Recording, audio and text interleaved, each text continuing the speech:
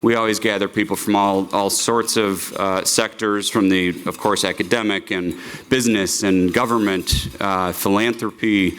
You know, there are very few places in Chicago where all those sectors convene and converge to look to further the city. And here at City Club, it's what we do best. So we've had a busy week this week. We talked about arts and infrastructure and the DNC on Monday. And of course, on Friday, we have Joe Kennedy. I think we do still have a few seats for that. He's President Biden's special envoy to Northern Ireland. But I get especially excited when I see this Crown Family School banner when I come in the room, because you just know you're in for some real content. And like the name of the school, it's not just the speakers and the conversation that we have, but it's actually resulting in solutions that can be implemented and that will make Chicago better and bring Chicago back to the lead where other cities follow what we're doing. And so much of that comes out of University of Chicago and the things that we talk about here at City Club. So thank you. Adrian and I talk about this regularly. So I want to thank the Crown Family School, Adrian Talbot, Dean Gorman-Smith, for your continued partnership. We've had some great conversations around guaranteed income, mental health, new arrivals, migrant situation, and of course, education at all levels. And there's so much more to come. This partnership has really made a difference at a time when our city needs it most. So thank you, Adrian. Thank you, Deb. Thank you to the entire University of Chicago, especially the Crown Family School. Please keep those ideas coming. There's so much more to come. So with that, I'm going to introduce Deborah Gorman-Smith, who's the Dean and Emily Klein Gidwitz Professor of the Crown Family School of Social Work. Deb's a little easier, but I'm Deborah Gorman-Smith, the Dean and Emily Klein Gidwitz Professor of the Crown Family School of Social Work, Policy, and Practice. She is the Principal Investigator and Director of the Chicago Center for Youth Violence Prevention, and she's going to open today's conversation. She's obviously a great partner of the City Club of Chicago, and she's going to introduce the rest of our panelists. She knows each of them far better than I do. There's some brilliant people that are in the room today. So please join me in welcoming back to City Club of Chicago, Dean Gorman-Smith.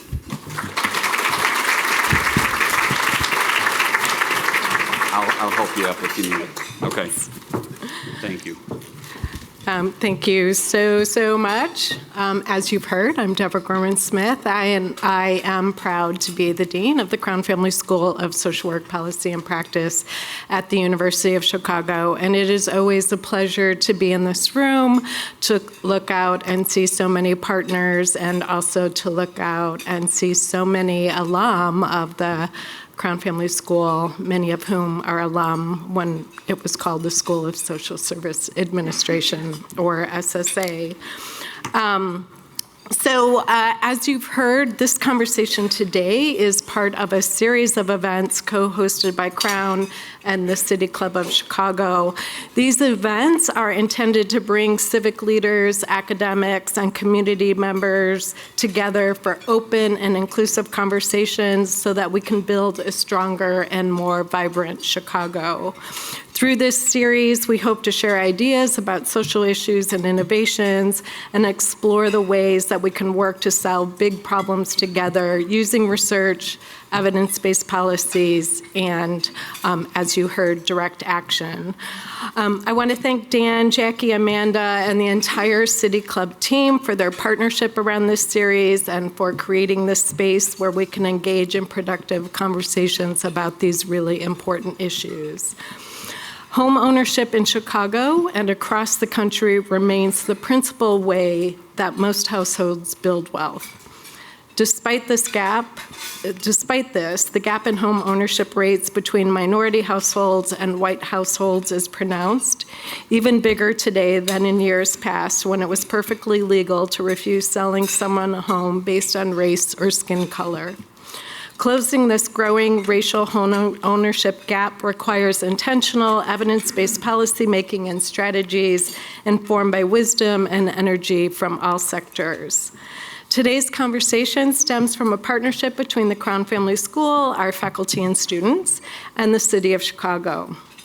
Through this partnership and today's conversation, we want to explore and share strategies that our city might consider to help reduce the barriers that inhibit home ownership and wealth building for households of color. Guided by thoughtful research and with all of your help, because it does take all of us, we can create solutions that enrich our neighborhoods, uplift lives, and help change conditions so we can all thrive. So thank you again for joining us today and for your interest in this topic. With that, I'm going to hand the mic over to WBEZ reporter Erin Allen, who will introduce our speakers and moderate today's conversation. Thank you again.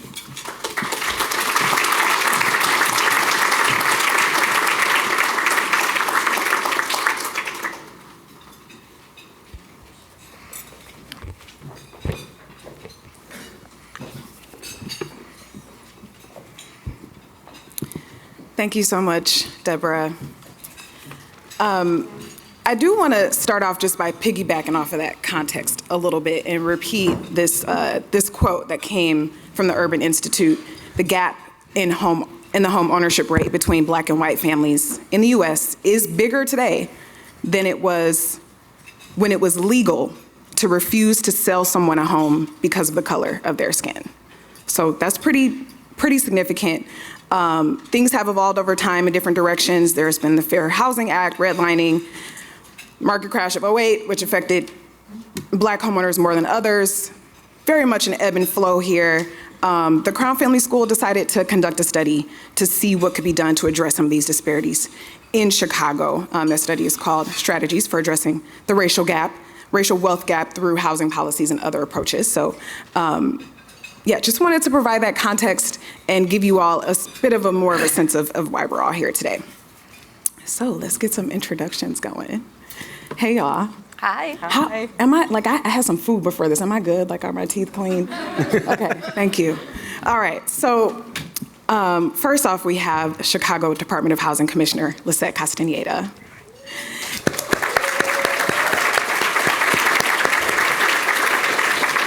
Commissioner Castañeda, welcome. I'm going to keep these short because we all know who these folks are, and we don't have a lot of time, unfortunately. So, Commissioner Castañeda has a couple decades in the game.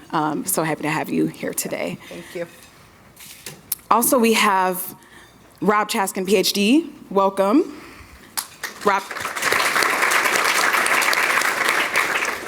Rob is a professor in the graduate program in health administration and policy through the Crown Family School at the University of Chicago. Rob's research is national, it's international, and it's very local right here in Chicago as well. So thank you for being here.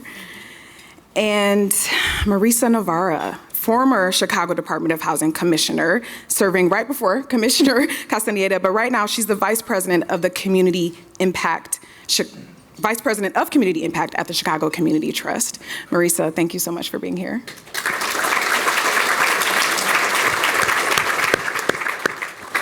Okay, so I'm gonna transition smoothly to this this seat right here. Hopefully I got a mic mic'd up. So I wanna start the conversation off just by setting that tone a little bit more. Rob or Marisa, if you could talk about setting up this report. What were the circumstances and context that we were in here in Chicago that made this report come about? Marisa, maybe you can start. Sure. What's interesting about the crew that's arranged here is this started when I was at the City Department of Housing, and we were in some conversations with Adrian at Crown School about how we could work more closely together. I am an alum of the program and had a lot of interest in figuring out how we could be closely aligned. And one of the things that we have been struggling with for a long time, as many have, is the gap in the ways that homeownership shows up as a wealth builder for white Americans as compared to the way it does for Black and Latine Americans, and in our case, Chicagoans. And so when we started a conversation with Crown School about ways that we could work together, this was a topic that came up, and we said, if there's something that you can help us understand about what's going on around the country that we haven't had a chance to learn about and know about, we would love to know more, because we have got to be doing more. And that's really the impetus. Yeah, thank you. Rob, can you talk about what you were interested in learning in this report? Where did you look? What did the study do? What didn't it do? So I feel like I'm very loud. Okay. We were basically tasked with this notion of trying to figure out this racial wealth gap.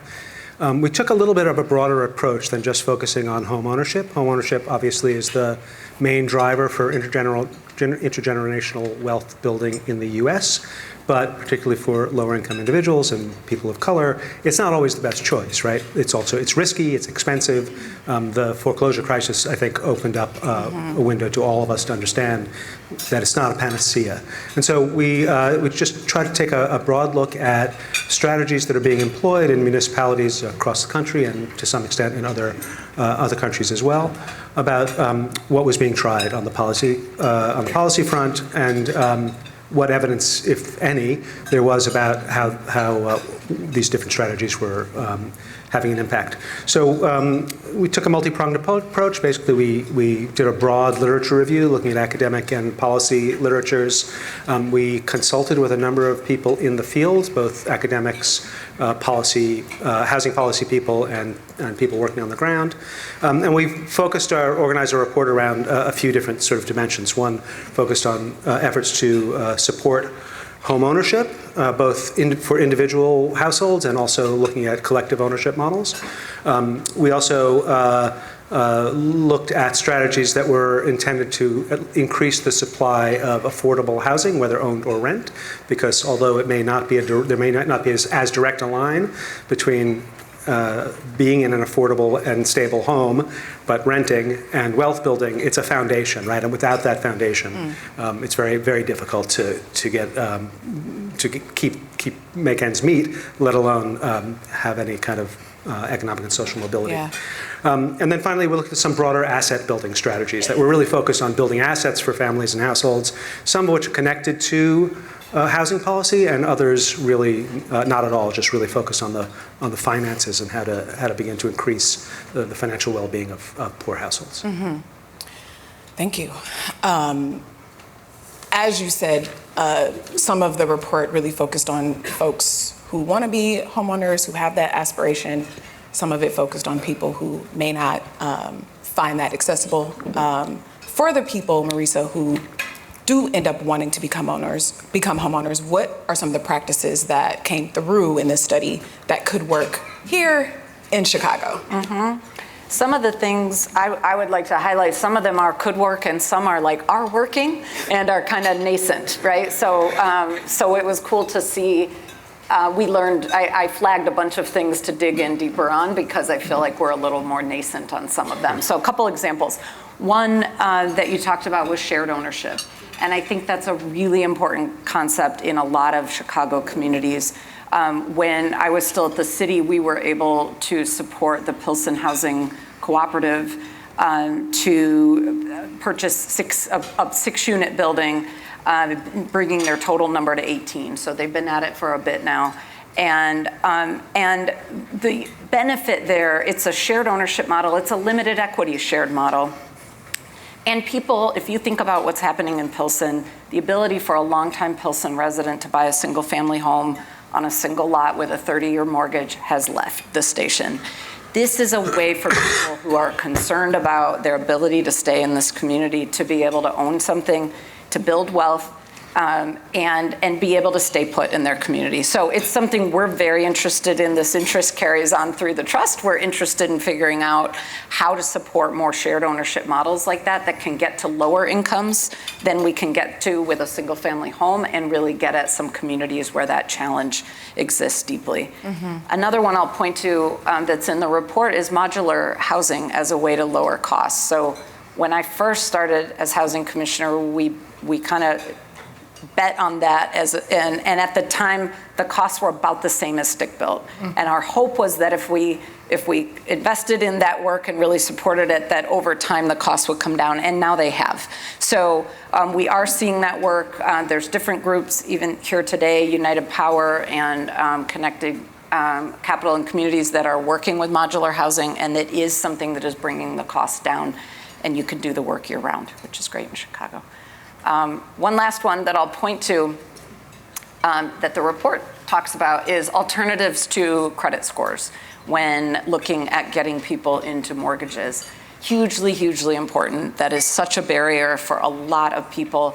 And the reality is that lots of folks have lots of credit. It just might not show up in a traditional credit score. So if you've been paying your rent, if you've been paying your utilities, can we find a different way to track that so that we can get people into non-predatory mortgage loans that can get them the kind of presence in a community that they're looking for. Mm-hmm. And I know there are some banks in the room right now that are looking into that, and we want to encourage that. Mm-hmm. I know the study looked all over the country. I'm curious, Rob, having done the study, is there anything you would add to that?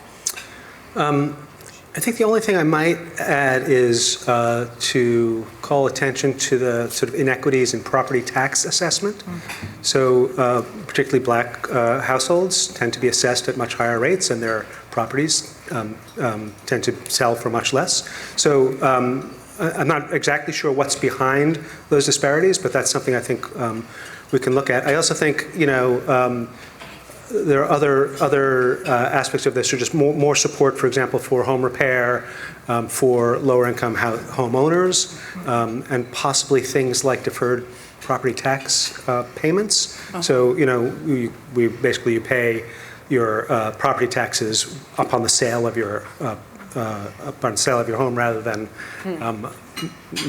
annually. That's a little risky and dangerous, obviously, because you need to be able to have a savings plan in place. Mm-hmm. And so you could also think about combining more direct asset building components like match savings accounts or something like that to support those assets. Mm-hmm. Hey, Commissioner Castañeda. Hey. So I know Mayor Brandon Johnson has set out some priorities for expanding homeownership in Chicago's communities, especially the ones that are the most disinvested in. As you're listening to this and with your familiarity with the study that has been done, how do these recommendations compare to the goals set out in that executive order?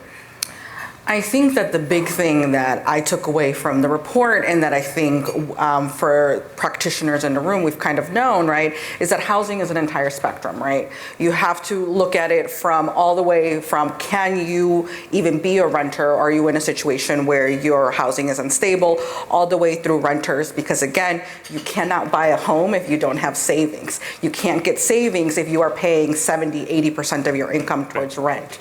And then from there, when we talk about homeownership, it's not enough to just say, we help you get into this house. It has to be, how do we help you keep this house, and let you make the choice on what you want to do with your home. Do you want to sell it? Do you want to pass it on? Do you want to die in the house and be buried there? Like, great. Like, then that's the thing that should be available to you.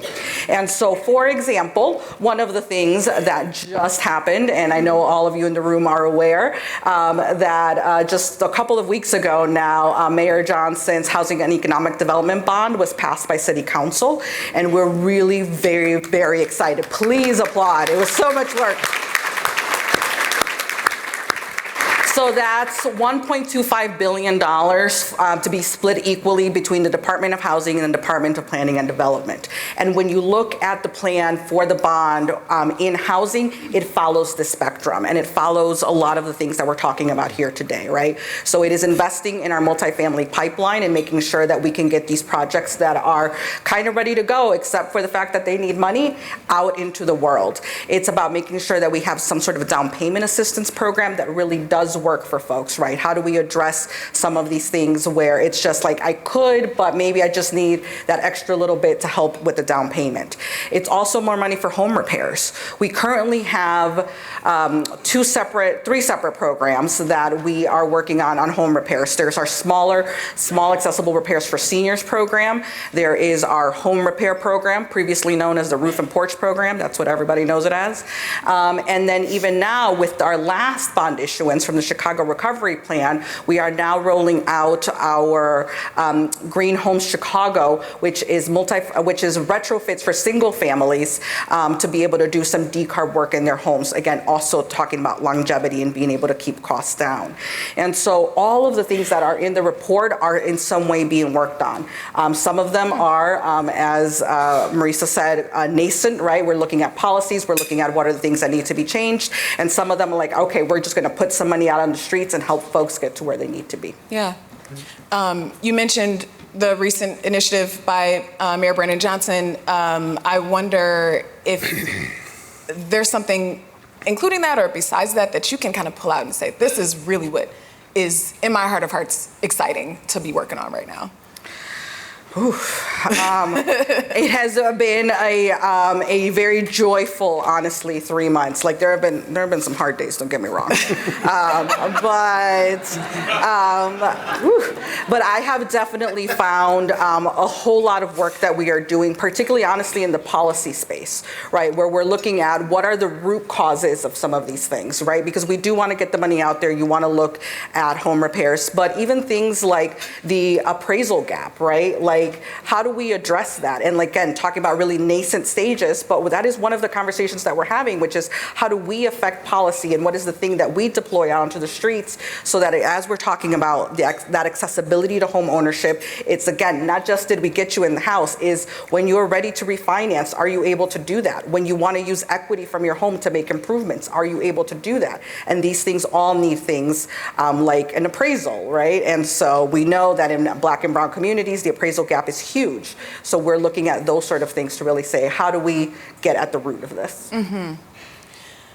Marisa, we can kind of talk about what the city can do in, until we're blue in the face, but where may be some gaps, right? And I'm wondering what areas philanthropy can step in, especially with you and your role with the trust. Yeah, I'd love to talk about that. There's an effort that we're about to pilot that I am excited about. I mentioned Connecting Capital and Community, or 3C, and that's was significant. It's housed at the trust, but it's with significant support from JP Morgan Chase. And they've been busy focused on East Garfield Park and Humboldt Park for a couple of years now, and we're about to pilot a mortgage loan at 3.5%, no private mortgage insurance. And in this day and age, that's a massive drop in the interest, right? And it's coupled with a massive attention to developing a pipeline of buyers who are ready for that moment. I want to recognize our partner in that, Neighborhood Housing Services. And what's been an important role for, let me say this, important role for philanthropy is we need to be able to create the space to take some risks and try some things and learn. Because it's very hard with public money to do that. You've got to already know it works if you're going to put taxpayer dollars on the line, right? So we need to be trying this and seeing what works.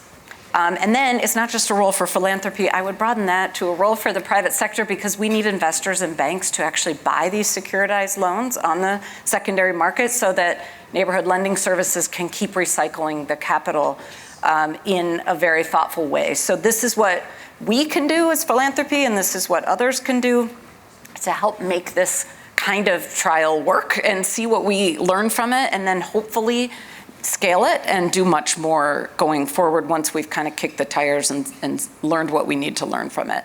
I think that's one important example. We have a massive gap, frankly, just in what it costs to build in this city and what a family of four. So if you look at like a measure like 80% of the area median income, that's about $90,000 for a family of four. The gap between what they can afford to buy and what the product that's out on the street is about $160,000. That's a huge gap that Down payment assistance, which the city does have, can help with, but that's not the only solution. Making it cheaper to build, which the city's working on with Cut the Tape, is part of the solution. Using modular is part of the solution. Getting the rates down on the loans is part of the solution, right?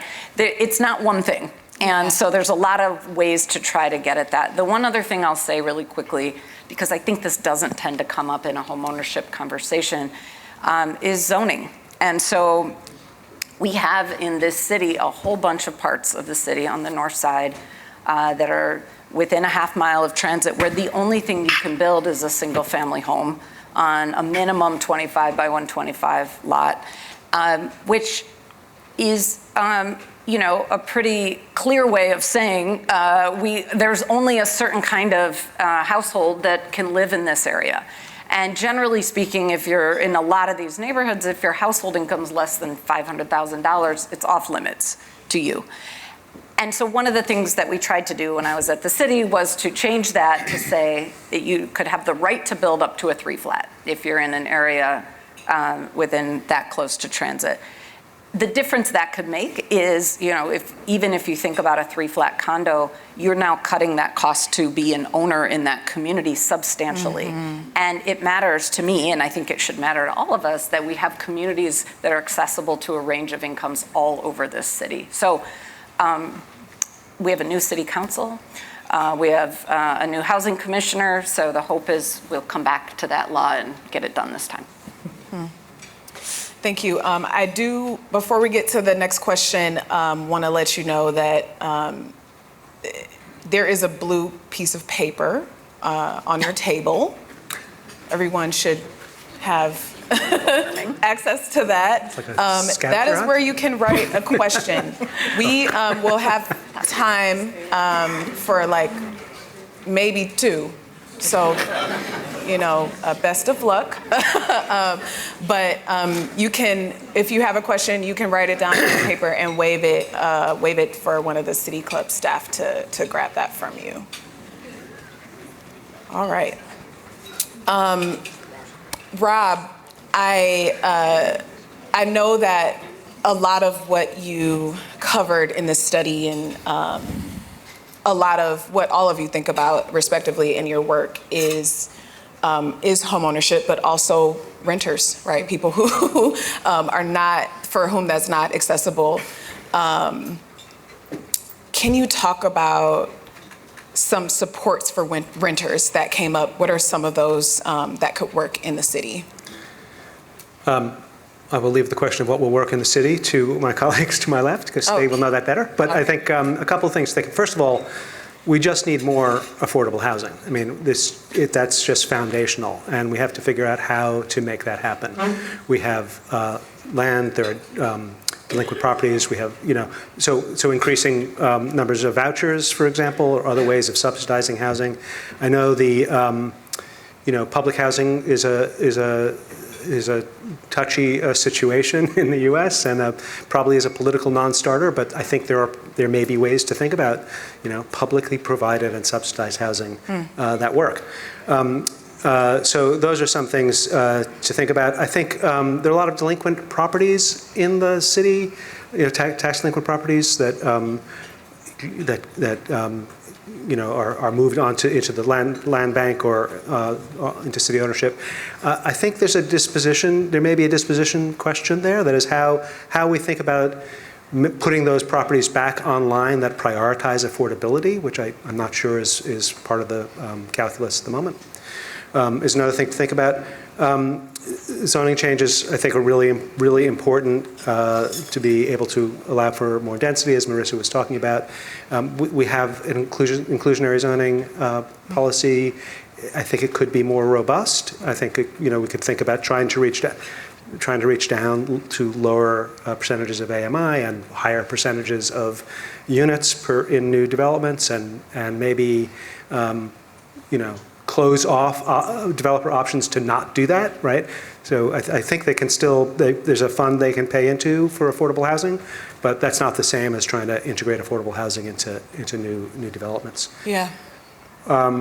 And then I think finally, maybe finally is, another thing that's sort of difficult to talk about is rent stabilization, because it's, there's state law that prohibits it in Illinois municipalities. But that's, I think that might be an advocacy target. Rent stabilization, can you clarify?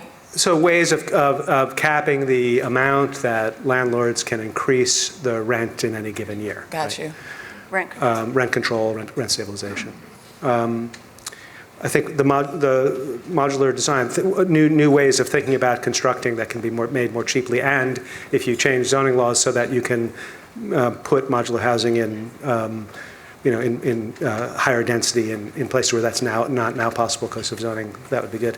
And then I think finally there are, ways of trying to think about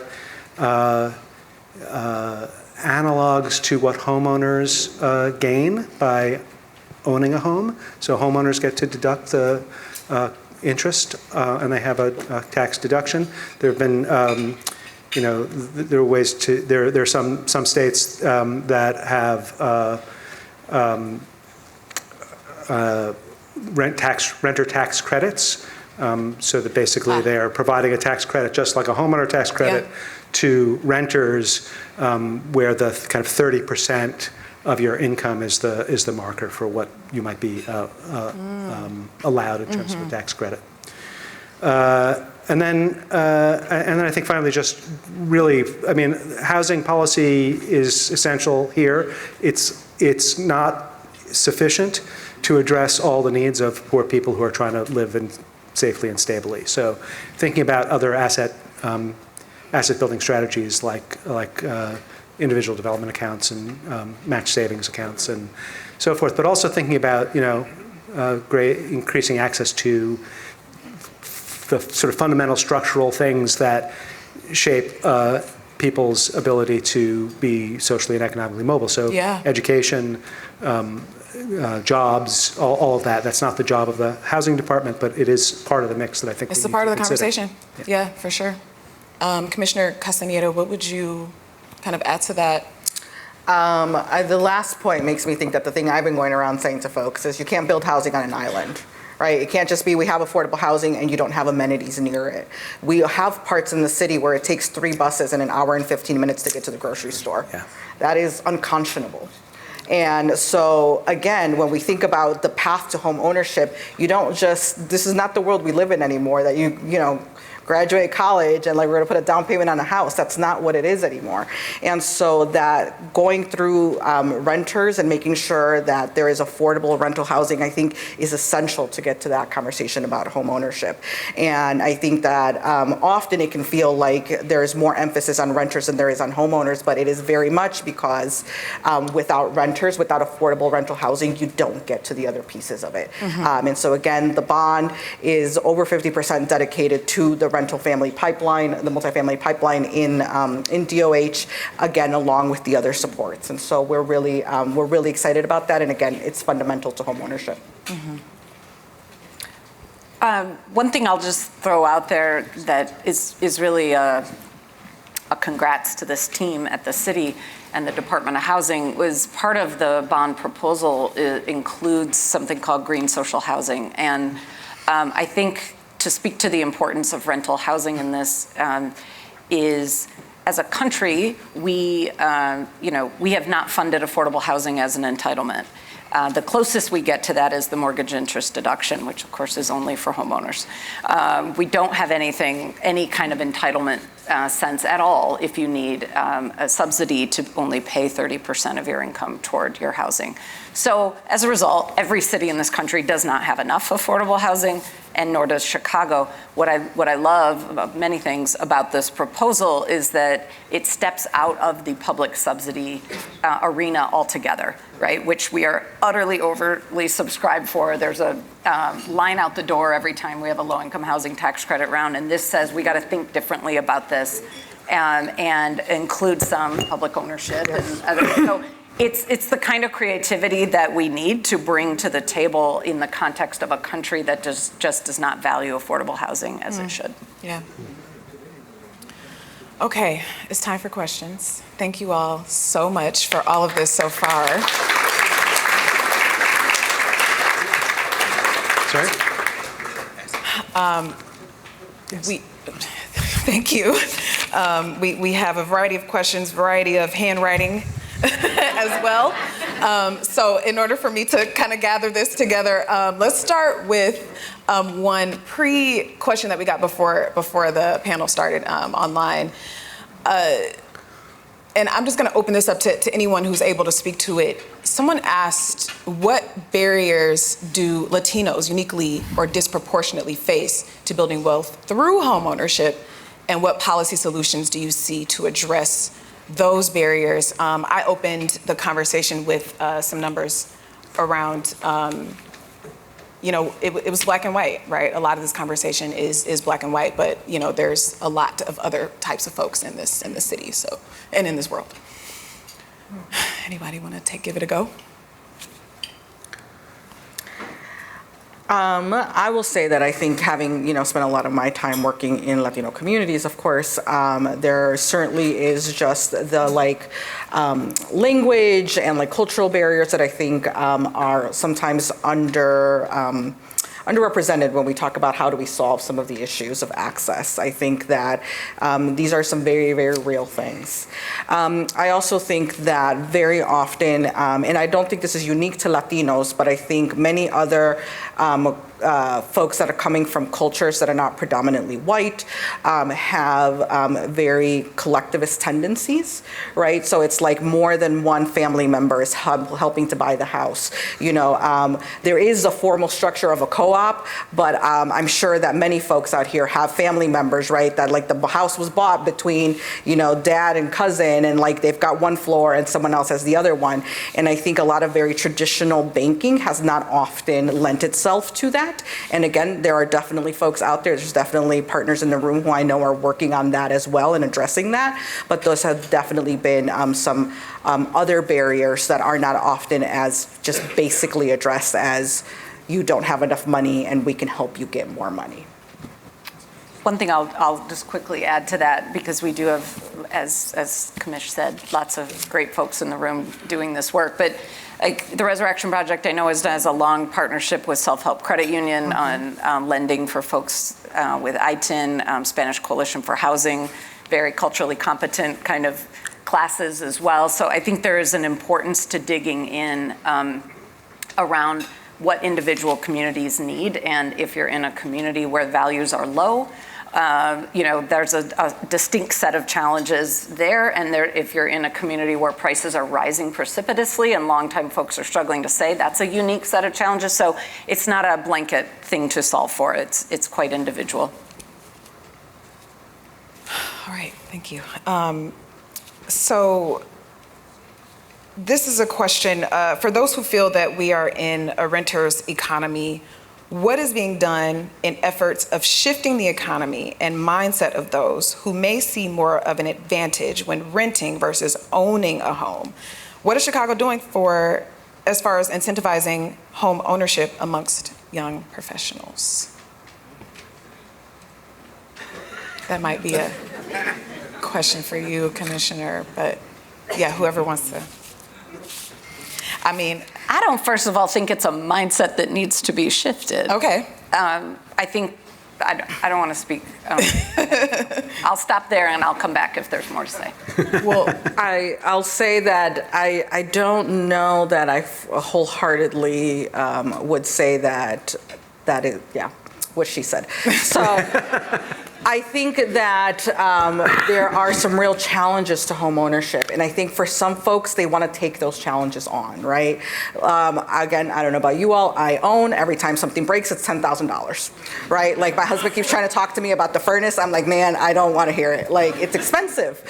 And I think that it's okay to be super realistic about it. It is also okay for us to work on lowering the barriers so that people can reassess, right? And because I think the thing with with housing, right, and I talk all the time about housing as a human right, is that people have the right to make choices. And I don't think that there is a right choice or a wrong choice. There's a choice that works for you and your families. And I think as a city, what we are doing is setting people up to be able to make those choices and working for more and to get farther into those equal opportunities and equal resources for everyone. And so I think that there are some folks that will change their mind. If you had asked me 10 years ago, I would have told you I'm never going to buy a house. I was in a family where we had a 3-flat. My mom is still in this 3-flat in Logan Square, and we had tenants, and that was hard, and we had bills to pay, and that was hard, and you had to choose between deferred maintenance and paying the mortgage, and that was hard. And so absolutely, I spent years being like, nope, it ain't going to be me. And now I'm like, all right, well, I bought the house, I'm here, we're doing it. And so it changed my mind, but it also, because it changed what resources I had access to. It was changing what I was able to see be possible that had not been available to me, 10, 15 years ago. Mm-hmm. The only thing I'll add, and I liked this phrase, it's in the report, homeownership is a form of forced savings. That's both good, both a positive and can be a negative, I think, to the Commissioner's point. Maybe the best thing for you right now, if you can rent at a lower amount and you don't have unexpected $10,000 expenses to deal with, maybe you can use that extra money to save for retirement to help your kid go to college. And that matters to you today, not 20 years from now when I pay off a house, right? There's no right or wrong answer. I just would echo the comment that I want people to have as many choices as possible. And to the degree choices are constrained, we should be working at opening those up. I have a follow to this. This is, we're talking about renters, and a lot of these renters are renters who are doubling up, right? These are renters who are, almost living outside, right? People who are, it's a lot of people in one unit, in one space. How are you thinking about, how should we be thinking about homelessness and people who are unhoused entering into the place where they can become renters and then eventually homeowners? I think they're part of the spectrum and they're part of the steps, right? Part of what we have is a part of our most recent qualified allocation plan is permanent supportive housing units in each of the developments that we are building. And in this last round, we were able to fund 100% PSH project out in the South Side. And I think that for us to be able to say, like, how do we make sure that if you are housing unstable in any way, right? Whether it's you are in a place not meant for human habitation, which is the most basic definition, or whether it is that you're doubled up, that you have an entry point that we're really looking at, again, the lower AMIs and being able to say, these are the things that we're targeting for you. And again, once you're stable there, the world can be your oyster. But we know that without housing stability as the baseline, you're not going to get much further. Mm-hmm. All right, let's get into some more of these questions then. So this is a follow to the rental housing stability and policy. Thoughts on just/good cause laws to keep renters housed. Any chance people in this room would advocate for lifting that ban on rent stabilization that you talked about, Rob, at the state to allow for home rule? Home rule, yeah. Thank you. In Chicago, perhaps, to decide. So I don't know the history of this. There's Illinois legislation that prohibits the use of home rule in order to establish rent stabilization. I know there's been efforts to repeal that in the past. I don't know what the history of that is. I don't know how much energy there is behind it, but I think it's clearly. I think that's clearly something that ought to be looked at. I don't know if people have more concrete suggestions here. I can share that in the first year of the Lightfoot administration, we had a fair amount of conversation about just cause What that means, Tell me, it because can mean lots obviously of I didn't even recognize the word on the page. Yeah, I mean, it can mean a range of things, but what it can mean in a basic sense, just cause for eviction, meaning that if someone has a year-long lease, and when the lease is up, right now a landlord can say, with appropriate notice, which by the way we lengthened from 30 days to 60 or 4 months in some cases, with appropriate notice, the landlord can say, for no fault of anything you did, I just don't want to renew your lease. And many of us have been in a situation where that was the case. You hopefully get the legal notice you need, and you've got to be on your way. Just cause for eviction would say that, in fact, you can't do that anymore, that there would only be very certain reasons why someone's lease could not be renewed. And maybe a family member's moving in, you're deconverting away from rental, et cetera, et cetera. And we took a strong look at that, and what I will say is that we had a fair amount of pushback across city council in parts of the city where there's a lot of mom and pop landlords, and a lot of concerns about what that would mean for them in being a small-time landlord. And so it was not a cut and dry issue. It was not a rapacious, greedy landlords don't want to do. It was a real struggle to try to figure out something that would address the realities of the different ways that renters and landlords interact across the city. And it did, and as a result, there was not support in council for that to move forward. What we did do instead was increasing the notice that people must get if their lease is not going to be renewed, and we added a right to cure components so that people have as much opportunity as possible to land on their feet if in fact their agreement is ending and it's not going to continue. I'll just say, and I know LCBH is in the room, they are our partner on right to counsel.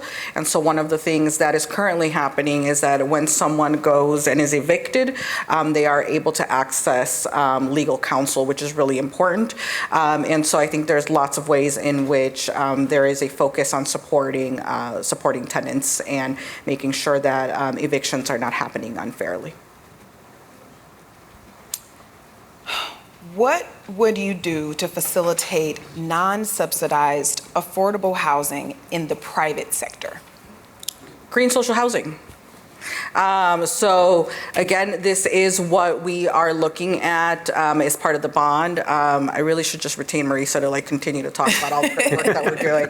But that was part of the bond. In fact, the bond is actually mostly for existing programs.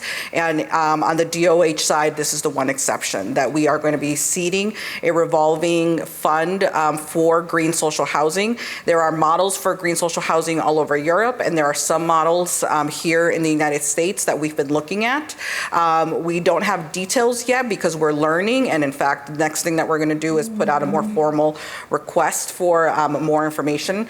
But we are really looking at how do we partner with the private market to say we can take a stake, we can help alleviate some of the concerns in terms of your financing, and in exchange we get affordability, and we're really also looking to get it to deep affordability. The other thing I would throw out with that is something Rob mentioned, which is the Affordable Requirements Ordinance, or the ARO.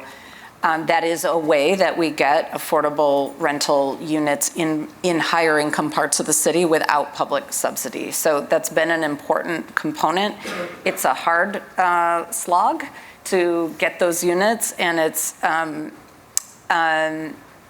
I think a challenge has been that in many cases we're talking about buildings that are predominantly studios and one bedrooms, when in many cases what folks are looking for are bigger units than that, and needing are bigger units than that. But in a lot of cases, if the project's big enough, the number, so if it's 20, we strengthened this law while I was there, so now if it's 20% affordable units, that number of units can be as big as or bigger than an entire low-income housing tax credit deal that we then, that they then don't have to publicly subsidize anymore.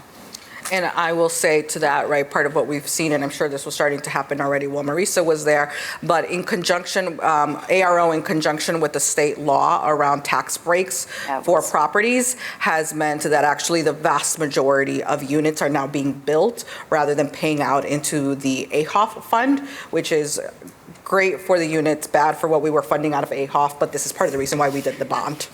Yeah.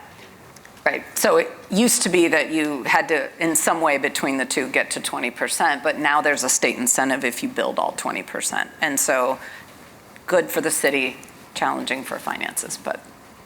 I think one other dimension here is length of affordability, right? Yeah. So affordable units that are built in with low-income housing tax credits generally are sunset after 30 years. So you're building in affordability for a period of time, but then after that, depending on what happens in the market in these neighborhoods, you're at least open to losing that affordability. I would say, Rob, that's more true on the ARO side, where these are market rate developers, or for sure these are going to disappear in 30 years. On the low-income housing tax credit side, a lot of the time the developers are folks in the room, Bickerdike, the Resurrection Project, and others who will absolutely hold on to those units as affordable. But you're right, that's a definite component. Not just because you create them doesn't mean they stick around forever.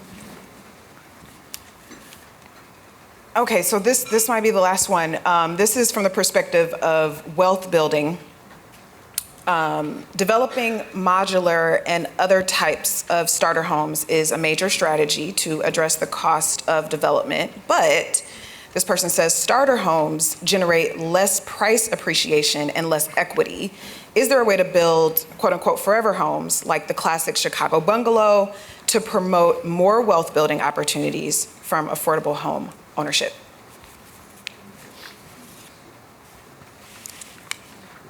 I think there's a question of making sure that the folks that we're working with are folks who actually do have that in mind. I think that in a lot of ways, the concept of the starter home it's no longer a real thing, right? I think of all the people who bought, just 4 or 5 years ago, they're like, we'll be here for a little while, and now interest rates are what they are, and they're like, well, I'm gonna be here forever, and that's kind of what happens. And I think that even as we're looking at modular, we just toured one site where they talk about the importance of building to making sure that it is a forever home. Because again, going to wealth building, it's about it being an investment. We want it to last, and we want it to be something that you can choose to do what you want with a good product at the end, whatever that means for you, whether it's passing it on, whether it's selling it. And I think that as long as we continue to hold our partners who are doing this work to that standard, I think we can get there. Anybody want to add to that? I think that's a great, actually, point to end on. Thank you all again so much. Thank you. Thank you, Erin. Incredibly well done and efficient, especially the extra 10 minutes. Thanks, everybody. We actually added, for so many of these panels, we added 15 minutes because we felt and heard from so many of you that having all these brilliant people in the room, we want to hear more. So thanks for indulging us that extra few minutes today. Thank you, Commissioner. Thank you, Rob. Thank you, Marisa. Incredible minds here that are formulating, obviously, some incredibly, great changes that will just improve Chicago and, as I said, become a model for the future and for the rest of the country. So you heard it here at City Club, folks. We're going to be back soon. You all are, of course, welcome back anytime. Great moderating again. We appreciate that. Crown Family School, thank you again, Adrian, Deb, and your whole team. I know there's so much more to come, and we hope you'll join us again. As I said, Friday, we've got a program. Check our website, lots more coming, and we appreciate your ideas as well to have these discussions. So enjoy this beautiful summer Chicago day, and hope to see you back here at City Club soon. Thanks.